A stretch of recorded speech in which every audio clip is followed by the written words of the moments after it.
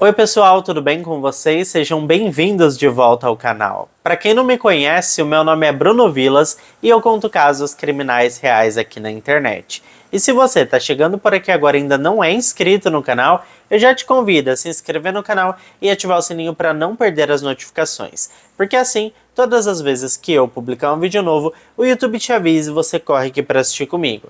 Eu te convido também a me seguir nas redes sociais, porque por lá eu tô sempre interagindo com vocês.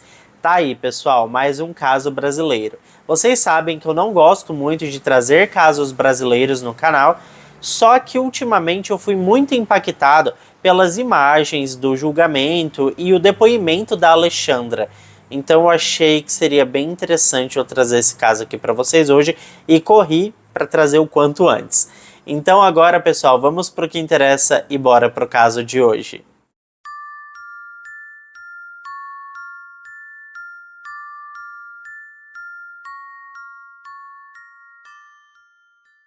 Bom, se é fato que quem cometeu o crime que eu vou relatar hoje é o real culpado, então estamos falando de um caso de filicídio, ou seja, é o ato deliberado de uma mãe ou pai de tirar a vida de seu próprio filho ou filha.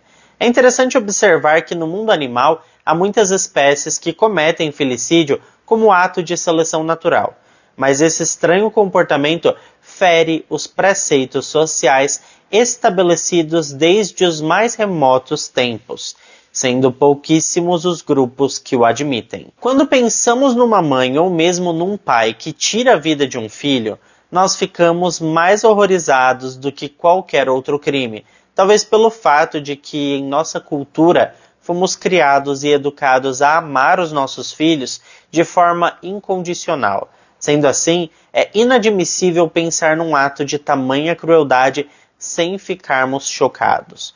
Hoje nós falaremos de um caso recente que já foi a julgamento e que não só chocou a sociedade brasileira, como ainda está dividindo opiniões. E está dividindo mesmo, viu, pessoal? Eu estou falando do terrível caso do Rafael Matheus Vinks.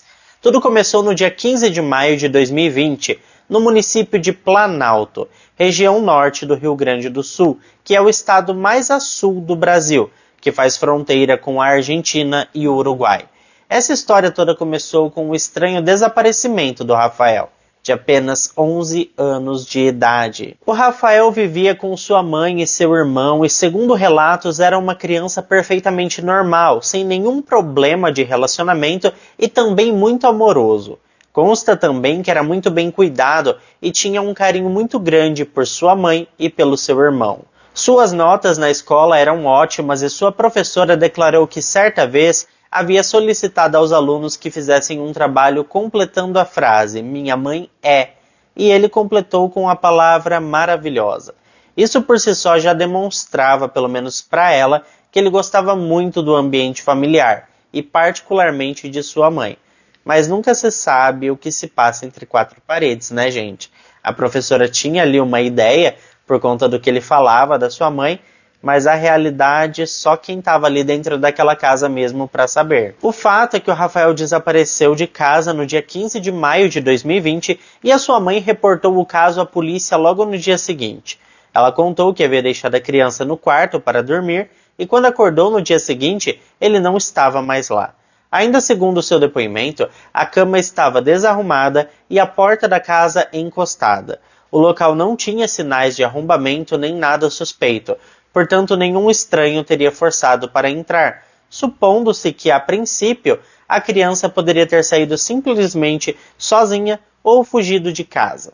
Mas essa ideia parecia pouco provável, porque até onde sabemos, o Rafael não tinha motivos nem para sair à toa no meio da noite, muito menos para fugir de sua casa. A mãe do Rafael, a senhora Alexandra Salete Dolgoginski, que eu não sei se é assim que pronuncia, tá, pessoal? Porque é um sobrenome, acredito que é alemão, ela chegou a dar uma entrevista comovente para a mídia, pedindo ajuda para encontrar o seu filho amado. Mas a maneira que ela falou diante das câmeras parece não ter sido de bom tom.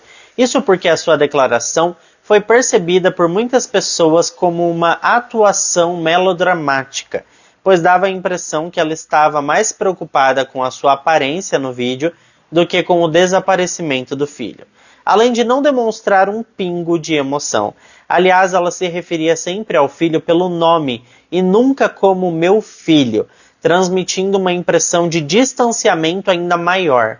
Nada naquele vídeo parecia normal para uma mãe em desespero pela ausência do filho. Na época da exibição desse vídeo, o perito em linguagem corporal e investigação criminal Vitor Santos divulgou uma análise sobre a entrevista no YouTube. Ele explicou que a análise, embora com dados científicos comprovados, por si só não poderia ser considerado como prova definitiva para culpar ou inocentar uma pessoa, mas servia perfeitamente de parâmetro para a construção de personalidade e, junto com outras provas, ajudaria na investigação do caso e na decisão de um veredito. A conclusão do perito foi resumidamente que a mulher possivelmente já sabia qual era o paradeiro do filho e que o fato dela pedir ajuda na TV era uma grande incoerência de narrativa. Ele lembrou também que as investigações por si só apontavam que o comportamento da mãe era calmo demais, não associado a uma pessoa que estava desesperada pelo desaparecimento do seu filho. Além disso tudo, na sua expressão facial ele observou majoritariamente a expressão de medo e de felicidade. Praticamente não foi possível observar em nenhum momento uma microesfoliação facial de tristeza ou dor. Enfim, na ocasião a polícia não descartou nenhuma linha de investigação. No entanto, a tese de sequestro foi praticamente descartada desde o início, pois não houve nenhum contato externo com exigência de resgate. Com isso, a primeira linha de investigação foi concentrada na família e nas pessoas próximas que conheciam o Rafael. Exatos 10 dias depois do desaparecimento, no dia 25 de maio, curiosamente no mesmo dia em que a Alexandra deu a tal entrevista, que gerou toda a polêmica, ela acabou confessando que tirou a vida do filho. Acredita-se que a pressão da polícia fez com que ela não sustentasse a tal narrativa do desaparecimento. Mas essa confissão foi a primeira das versões que ela apresentou. Ela revelou que teria dado 2 comprimidos de diazepam para que o filho pudesse dormir tranquilamente, porque ele apresentava um quadro de ansiedade e estava muito nervoso. A Alexandra foi presa em seguida e poucos minutos depois ela revelou o paradeiro do corpo do Rafael. A Polícia Civil encontrou o corpo do Rafael no dia 25 de maio por volta das 5h30 da tarde. Em seu depoimento ao delegado Joebert Nunes, Alexandra afirmou que na madrugada do dia 15 ela teria acordado pois estava preocupada com o filho e verificou que a criança já estava sem vida. Só que como que ela tinha a certeza que a criança estaria morta e não apenas desmaiada, sendo que ela não era da área da saúde nem nada? Enfim, ela não sabia o que fazer e decidiu esconder o corpo do filho. Ela então enrolou a criança no lençol, colocou fios em volta do corpo, certamente para justificar mais tarde os arranhões que provavelmente seriam encontrados no corpo da criança, introduziu o corpo numa caixa de papelão e saiu arrastando até a residência ao lado, depositando a caixa na garagem de seu vizinho. Diante desse depoimento, a polícia inicialmente atribuiu o crime a um homicídio culposo, aquele em que não se tem a intenção de matar.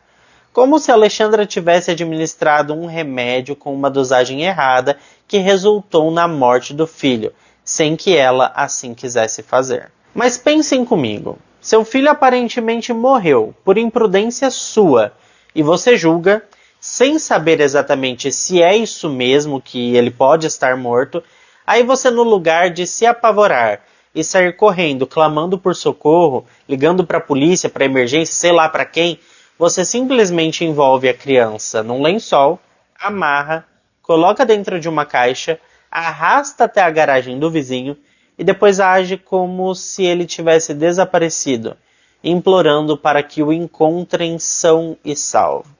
No mínimo, é uma atitude estranha que precisava ser melhor investigada, vocês concordam comigo? Bom, ainda no dia 26 de maio, saiu o laudo do posto médico legal de Carazinho, que concluiu que o Rafael morreu por asfixia mecânica, causada por estrangulamento, o que significa que a criança teve sua respiração obstruída por um instrumento colocado em seu pescoço. Bom, e pensando em tudo que a gente sabe até agora, poderia ter sido um dos fios encontrados no lençol que envolvia o corpo da criança, né? Segundo a Alexandra, ela utilizou os fios do varal de sua casa para amarrar o corpo no lençol. Mas, por outro lado, quando ficou pronto o laudo da necropsia, não havia menção ao remédio que a Alexandra afirmou ter administrado no filho para dormir, embora uma dose excessiva de diazepam pudesse sim levar a óbito. Bom, mas é possível também que decorridos 10 dias da morte, os vestígios do remédio tenham desaparecido dos restos mortais e, portanto, não puderam ser detectados pela perícia. Até aqui a motivação do crime ainda era considerada uma incógnita pela polícia. Vale lembrar que com pouco mais de 10 mil habitantes, a cidade de Planalto ficou em choque após a morte do Rafael. Tratava-se de um caso realmente revoltante e cheio de mistério.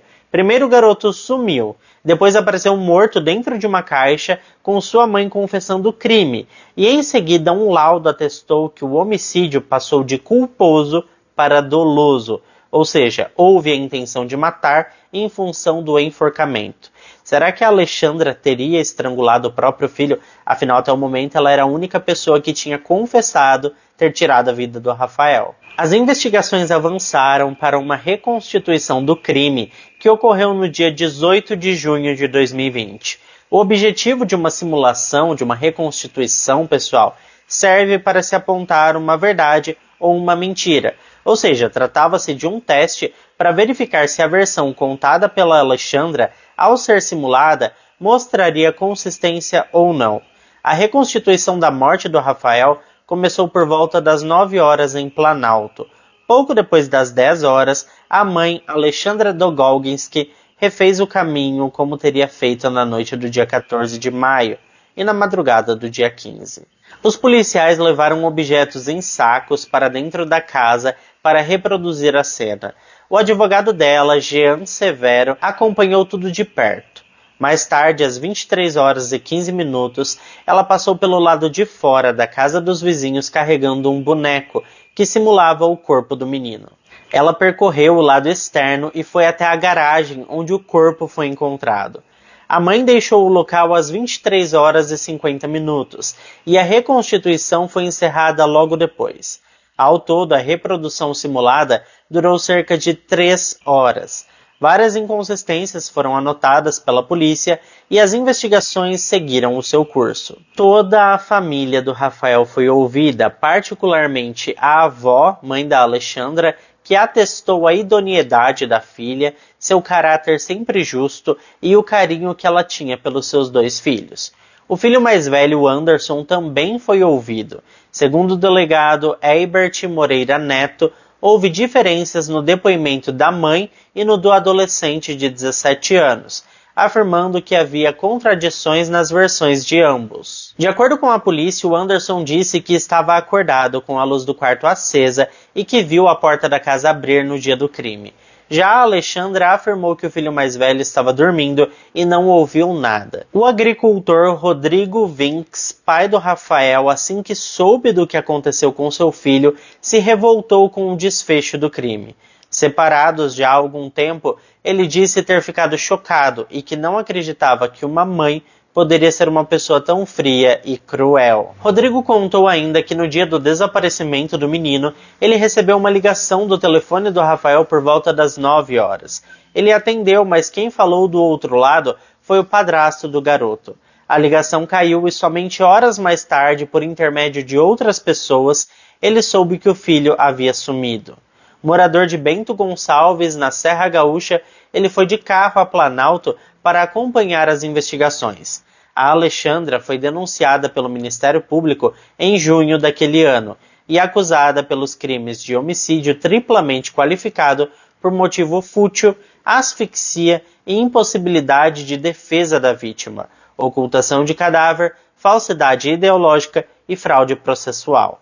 Quando questionada do porquê ela demorou 10 dias para confessar, ela já não sabia o que responder e o interrogatório foi ficando cada vez mais difícil, até que ela cedeu à pressão e confessou que, de fato, havia estrangulado o filho. Segundo essa nova versão, Alexandra afirmou que o filho estava desobedecendo às suas ordens. Ela ordenou que ele fosse dormir e desligasse o celular.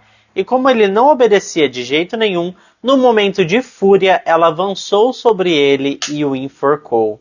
Ela alegou que chamou a polícia informando sobre o desaparecimento do filho, porque sabia que o garoto mais velho daria pela falta do irmão, e ela jamais teria coragem de contar para ele sobre o crime. Mas podemos nos perguntar agora nesse momento, será que apenas desobedecer a uma ordem como essa seria motivo suficiente para um ato tão cruel quanto um estrangulamento? Ou será que haviam mais coisas por trás dessa história? Bom, segundo a perita forense doutora Rosângela Monteiro, uma desobediência como essa pode sim ser um motivo suficiente para um assassinato. Ela afirmou que para uma pessoa controladora, a mínima contrariedade pode ativar o gatilho da fúria. Ainda segundo a profissional, Alexandra é uma mulher narcisista que não aceita ser desafiada, principalmente por alguém sob a sua tutela. Enfim, essa última versão para o crime prevaleceu por um bom tempo, e o julgamento foi marcado. Entretanto, poucos dias antes de se concretizar, o advogado pediu adiamento, porque, segundo ele, havia uma prova irrefutável da inocência da Alexandra. Então, em dezembro de 2020, ela mudou sua versão, passando a responsabilizar o pai do menino pela morte do Rafael. Alexandra alegou que não contou isso antes porque foi ameaçada pelo Rodrigo, seu ex-marido, a não contar nada sobre o seu envolvimento no crime. Do contrário, sua família seria prejudicada. Ela teria ficado com medo de que algo grave pudesse acontecer com o filho mais velho, porque afinal de contas, ele era apenas o enteado do Rodrigo e não o seu filho biológico. Mas de repente ela tomou coragem e perdeu o medo. A nova versão era de que, na madrugada do crime, o pai do Rafael e um outro homem que o acompanhava entraram na casa e estrangularam o garoto. O advogado do Rodrigo, chamado Daniel Toneto, disse que a acusação era um verdadeiro absurdo, até porque o Rodrigo não estava na cidade de Planalto na ocasião em que ocorreu o crime. O Rodrigo disse que estava em Bento Gonçalves no dia do crime, que fica a mais de 300 quilômetros de distância de onde tudo aconteceu. De acordo com sua defesa, isso poderia ser provado por planilhas fornecidas pela empresa telefônica, onde constam as chamadas feitas do celular do Rodrigo, que foram realizadas na cidade de Bento Gonçalves no dia do crime. E qual seria a motivação que o pai teria para tirar a vida de seu filho? A Alexandra, pessoal, alegou que o pai, no dia da morte do Rafael, recebeu um áudio do filho que desencadeou a fúria dele. Mas nada foi revelado sobre o conteúdo desse tal áudio, que pode parecer esclarecer a motivação para o crime. O áudio dizia: "Tá bem, eu vou falar com a mãe." Isso foi tudo o que foi divulgado sobre o conteúdo. A Alexandra afirmou ainda que quando colocou o filho para dormir, ele teria dito a ela que o pai iria vê-lo naquela noite. Pai e filho teriam discutido naquela noite através do celular, e o Rodrigo teria resolvido o caso indo ao encontro do filho e tirando a sua vida. A Alexandra contou no julgamento que ela presenciou o assassinato e que o amigo do pai segurava ela para ela não poder defender ali o Rafael. Ela viu o desespero do Rodrigo ao perceber o que ele tinha feito e viu quando ele amarrou o corpo do filho. Ela teria sido forçada por ele a ajudar a ocultar o corpo na caixa que foi jogada na casa do vizinho. Foi então que o Rodrigo teria feito várias ameaças contra a família da Alexandra, caso ela contasse o que realmente tinha acontecido. Ela contou ainda que o Rafael havia presenciado o pai agredi-la diversas vezes. Numa das vezes, o Rodrigo tentou matá-la com um garfo, e o Rafael a defendeu. Em outra ocasião, ele teria ameaçado a ex-mulher com uma faca, apenas porque ela não queria ter relações com ele naquele momento. Neste dia, Anderson e Rafael haviam saído para a escola. No final das contas, a Alexandra afirmou que haviam duas histórias de agressão, entretanto uma delas foi supostamente presenciada por seu filho, que agora estava morto, e a outra vez nenhuma testemunha estava presente para corroborar essa tal agressão. Mas vamos combinar, pessoal, que todas essas histórias estão muito mal contadas, né? Tem muita linha solta por aí e as peças não se encaixam. De qualquer modo, foi realizada uma perícia no áudio que o Rodrigo supostamente recebeu do filho na noite do crime. E a conclusão da perícia indicou que a mensagem foi encaminhada para o celular do Rodrigo e que não é uma gravação enviada diretamente. Não foi gravado ali e enviado, foi uma mensagem encaminhada. Bom, a defesa da Alexandra alegou que o envio da mensagem sugeria que a data da morte do Rafael estava errada na denúncia. Mas como a mensagem foi encaminhada, a promotoria sustentou que esse fato derrubava a teoria da defesa de que o menino estaria vivo quando o áudio foi recebido pelo Rodrigo. De acordo com a promotoria, um áudio encaminhado poderia ter sido enviado em data anterior ao envio efetivo do arquivo, inclusive por qualquer outra pessoa. A perícia, entretanto, não conseguiu identificar o autor do envio da gravação, e o conteúdo do áudio pareceu não ter a menor importância, se tornou totalmente irrelevante. Mas assim, para esclarecer melhor esse ponto, o áudio chegou ao celular do Rodrigo no dia 15 de maio de 2020, às 8h33 da noite. Segundo o laudo pericial, o menino já estava morto entre a noite anterior e a manhã do dia 15, portanto seria impossível que ele tivesse feito a gravação. Para a defesa da Alexandra, a questão do áudio ter sido encaminhado era pouco relevante. O importante era que o áudio foi enviado no dia 15, e por causa dessa inconsistência, foi solicitada a liberdade da Alexandra e o cancelamento de todo o processo. O fato é que todos esses detalhes mal esclarecidos apenas atrasaram o andamento do julgamento e acabaram não levando a lugar nenhum. Só aumentaram as dúvidas para o júri. No decorrer dessa tramitação, ao investigar mais a fundo a vida da Alexandra, veio à tona uma história sobre a morte do José Dolgalski, ex-companheiro da Alexandra e pai biológico do filho de 17 anos, o Anderson. Ele foi encontrado morto no ano de 2007, num caso inicialmente concluído como suicídio. Mas devido ao que aconteceu com o Rafael, a família do José solicitou que o caso fosse novamente investigado. É claro que pode não ter nada a ver um caso com o outro, mas enfim, eles resolveram reinvestigar esse caso. Bom, o julgamento foi adiado mediante a nova versão para o crime e as investigações não pararam. Verificando o computador da Alexandra, foi constatado que ela gostava de vídeos eróticos, particularmente aqueles específicos de sadomasoquismo, onde a asfixia é uma constante. É claro que essa informação pode ser totalmente irrelevante e uma coisa pode não ter nada a ver com a outra, mas para a perícia e para os policiais ali, eles acharam essa informação no mínimo curiosa e resolveram acrescentar isso no processo. Finalmente, após todas essas etapas preparatórias e um adiamento, o julgamento foi marcado para março de 2022. No entanto, a sessão durou apenas 11 minutos, devido a um desentendimento entre a defesa e a acusação. Os defensores da Alexandra levantaram novamente a existência do áudio, mas a juíza negou a questão e, desse modo, os advogados simplesmente abandonaram o tribunal. Um novo julgamento foi marcado e o primeiro dia de júri do caso foi fixado para 16 de janeiro de 2023, com depoimentos de 2 delegados e da ex-professora do Rafael. No segundo dia foram ouvidos familiares da mãe e do menino. No total foram ouvidas 22 pessoas. Anderson, o meio-irmão do Rafael, pediu a absolvição da mãe, porque declarou que tinha certeza que era impossível que ela tenha feito tamanha crueldade com o filho mais novo. No dia 18 de janeiro, a Alexandra foi interrogada e responsabilizou o pai do Rafael, Rodrigo Vinks, pela morte do filho. Sob juramento, ela ainda acusou seu ex-companheiro de tê-la agredida várias vezes e ter cometido abuso íntimo contra o seu filho Rafael, quando ele ainda era mais novo. Inclusive, pessoal, toda essa parte aí viralizou nas redes sociais. Eu acredito que você tenha visto parte desse depoimento da Alexandra.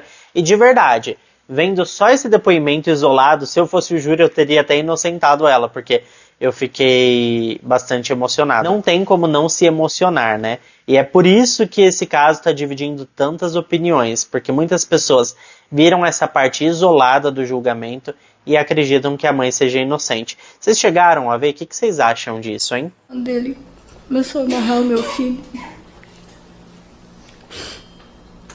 Eu acho que o meu filho tava...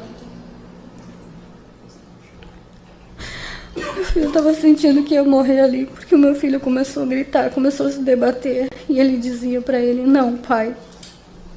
Isso não, pai. Para, pai. Para, pai. Foi o único momento que eu vi o meu filho chamar ele de pai, porque o meu filho nunca chamou ele de pai. Foi coisa de instantes.